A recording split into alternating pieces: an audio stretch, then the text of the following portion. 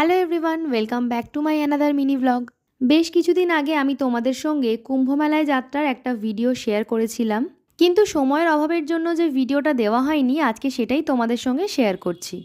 Last ভিডিওতে তোমাদের সঙ্গে আমি শেয়ার করেছিলাম যে বাস ছাড়ার পর বর্ধমানে গিয়ে রাত্রিবেলা আমাদের বাস দাঁড়িয়েছিল, ওখানেই রাতের খাওয়া দাওয়া করেছিলাম। তারপর রাতেই সেখান থেকে রওনা দেওয়ার পর ভোর রাত থেকে প্রায় 5 ঘন্টা জ্যামে আটকে থাকার পর বিহারের একটি জায়গায় গিয়ে আমরা দাঁড়িয়েছিলাম।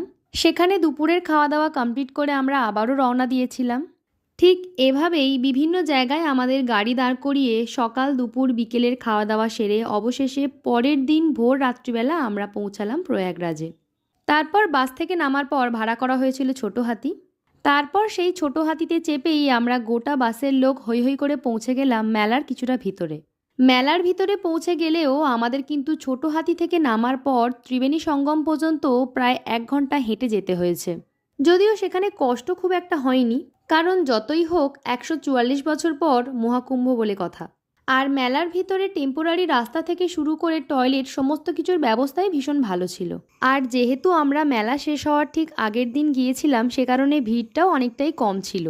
যাই হোক, তারপর অবশেষে শিবরাত্রির দিন মহাকুম্ভে পূর্ণস্নান করলাম। এটাই ছিল আজকের মিনি ভ্লগ। ভিডিওটা ভালো লাগলে অবশ্যই একটা লাইক করে দিও। নতুন কোনো ভ্লগ নিয়ে তোমাদের সঙ্গে দেখা হচ্ছে খুব তাড়াতাড়ি। টাটা।